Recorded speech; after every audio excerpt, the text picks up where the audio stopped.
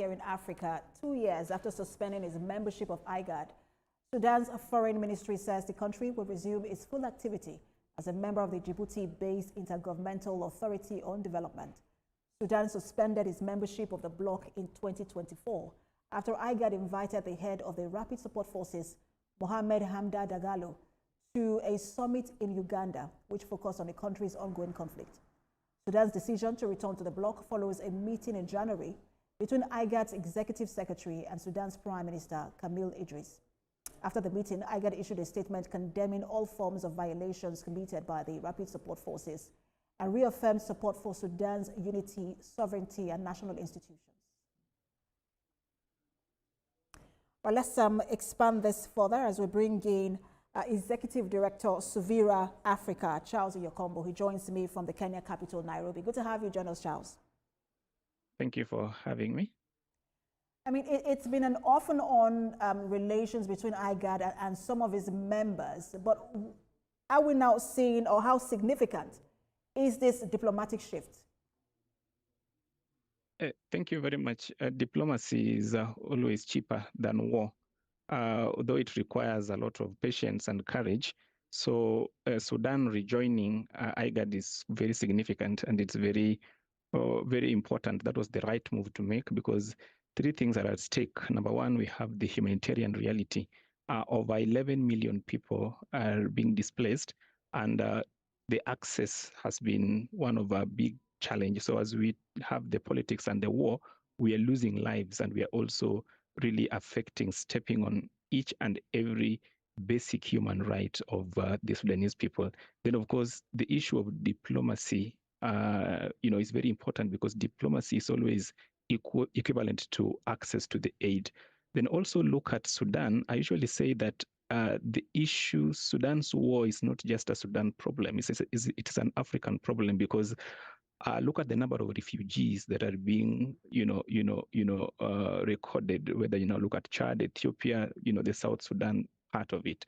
So any effort that would, bring back peace in Sudan must be appreciated and taken with a lot of seriousness. And the step towards, getting Sudan back to the IGAD part is really critical. And of course, even if you look at it from the regional or strategic diplomacy part of it, also making a lot of sense, because there is always no military solution to anything. IGAD being Sudan being out of IGAD really was not of any benefit to any of the parties, whether it is the warring party or the IGAD itself. So it is very strategic, and it's a step towards the right direction. And we hope that they will remain so, and IGAD will do the right thing, which is mostly the mediation bit of it, to bring the lasting peace to that part of Africa. But has IGAD made any significant contribution to ending this war, or even towards humanitarian efforts?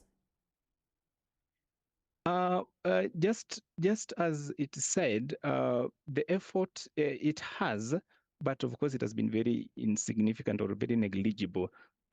Most of the regional blocs, IGAD being included, have very little powers, or does very little apart from issuing statements and sometimes threats. Whether you look at ECOWAS, you look at the EAC and all that. But of course, with the Sudan pulling out of IGAD, it showed IGAD that if the regional blocs cannot really, rise to the occasion and do the right thing, then of course countries will pull out of it. So I want to believe that with this, with that move, and of course the current now Sudan back to IGAD, I hope they will focus on, number one, the immediate humanitarian access.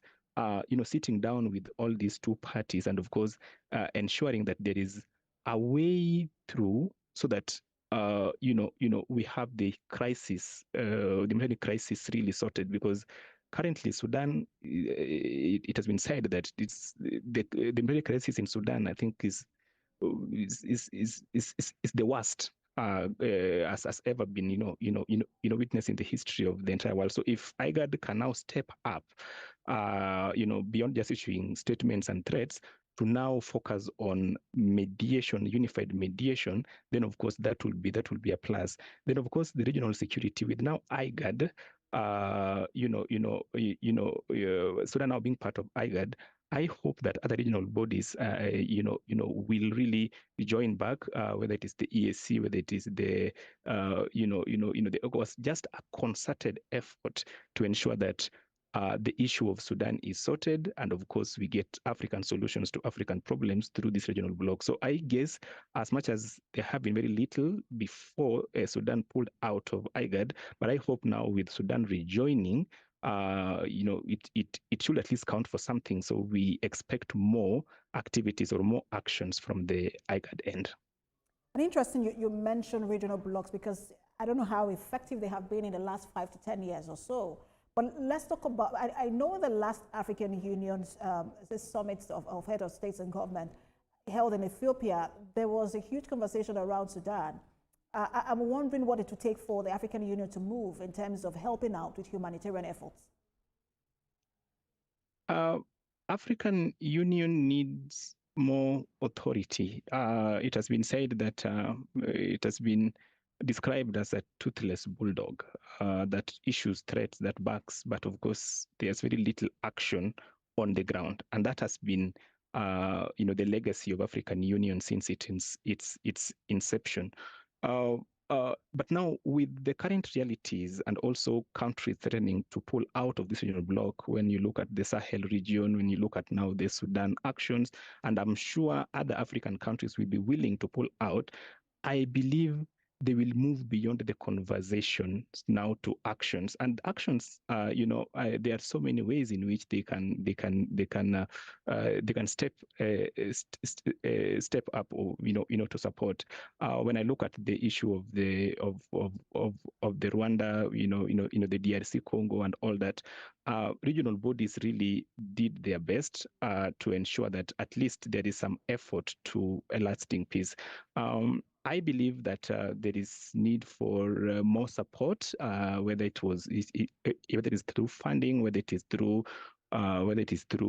having more troops to go and mediate. That can be done, but of course I do not anticipate any military action, because that will exacerbate the situation that is already there further. And I also think that in as much as politically it is right to sideline or marginalize RSF, there is still need for more talks with them, because on the ground they are popular, and military wise they are also loaded and all that. So I still believe that African Union can step up and just ensure that they are also not feeling marginalized, but of course the diplomacy and the recognition part that they were looking for, of course, must not be part of the solution that they're looking for. So I hope African Union step up, but of course previously we haven't seen much beyond giving statements.